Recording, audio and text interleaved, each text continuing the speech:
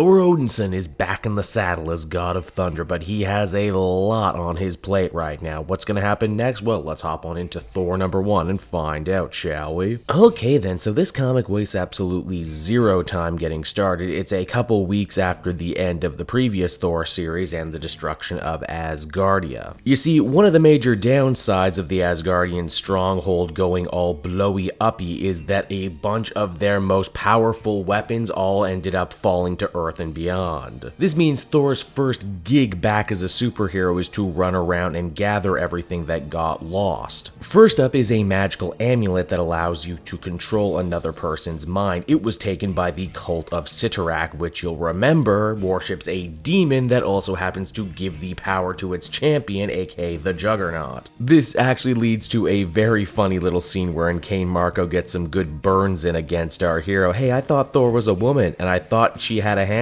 and I thought she had 2 arms. What's wrong with you? The Juggernaut being so close to Sitarak and the source of its power means that he's going to be tough to bring down. Worse still, Thor is still working off a little bit of ring rust, and he's without Mjolnir. That's not to say he's without a hammer. Thor's friend Screwbeard the Dwarf from the League of Realms has bent over backwards to build Thor a bunch of new hammers. The only problem is none of them are made of Uru metal and they all break too easily. Luckily, Thor still has his amazing godly strength, thunder powers, and Odin the Allfather was even nice enough to cast some spells on him, allowing him to fly and do the bulk of things he used to before. But even despite all of that, Thor still can't shake the feeling that he's still, half the man he used to be. It's a feeling that's admittedly pretty mutual back in Asgard. The Rainbow Bridge got shattered, poor Heimdall lost his eyes, and they're doing everything they can to try and get everyone back up and mobile again, especially with Malekith and the War of Realms raging on elsewhere. Earth, as is so often the case, has also stepped in to try and pick up the slack. Former S.H.I.E.L.D. agent Roz Solomon, as well as Jane Foster in between cancer treatments, have done everything they can to try and house wayward refugees from other realms as well as other gods. Spoiler alert, dwarves, elves, fairies, and gods, they're not exactly great house guests. Also staying on Earth right now is Thor's mother. She's tending to Volstagg, who is still recovering from his time being the War Thor, but it's also made pretty clear that her and her husband Odin are having a bit of a trial separation right now. Freya asked Thor to reach out to his brother Loki, believing that A, they need all hands on deck, and B, that he's not as evil as he makes himself out to be, but Thor isn't having any of it. In fact, he vows that if he sees him again, he's going to beat the crap out of him. Now, where exactly is Thor choosing to hold all of these dangerous mystical weapons? Perhaps some sort of crazy vault? Maybe the microverse or a pocket dimension? Nah, he's throwing them all on a houseboat in New Jersey. That is awesome. Thor doesn't have to wait too long for a reunion with his wayward brother Loki because the god of mischief has already come to visit him. Loki says that he's come to offer assistance, but that's a little hard to believe, especially when you stop to consider that Loki is the villain in the new Avengers book that's going on right now, as well as one of the villains in the Infinity book. The two Viking brothers play happy slaps for a little bit before eventually Loki blurts out that what he wanted to do was offer his services as a teleporter to the Asgardians while the Rainbow Bridge is broken. He then tries to demonstrate his power by teleporting Thor, but he's not having any of it, and he ends up dragging Loki through the portal, which messes with the spell and drops them right in the middle of frozen Niflheim. Not exactly a great place to be at the best of times, and especially not a good place to be while there's a war going on. Luckily for Thor and Loki, though, they have some family in the area to pick them up. Yeah, that's right, everyone. It's Balder the Brave, the current king of Hell. And Odin's other less talked about son. Did I also mention he's driving a wicked monster truck? Because he totally is. So that was Thor number 1, everybody, and overall I gotta say Jason Aaron continues to absolutely hit it out of the park with this series by offering up yet another truly excellent jumping on point, while also being sure to honor and entice old fans like myself who have been with him all of these last 6 years. Everyone loves a rags to riches story, and I gotta say Aaron has crafted a very nice new status quo for Thor. He has most of his powers back, he has has his title back, but he still needs to work to get back to where he once was.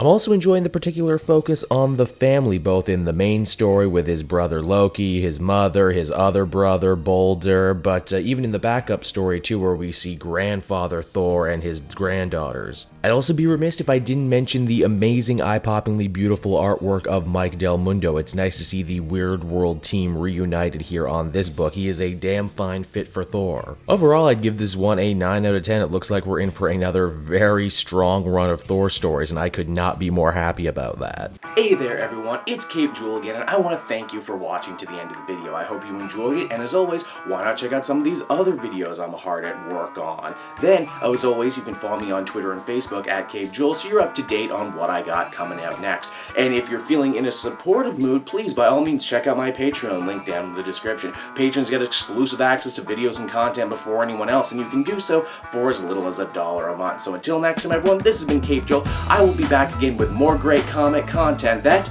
smacks of greatness. Bye-bye, everybody.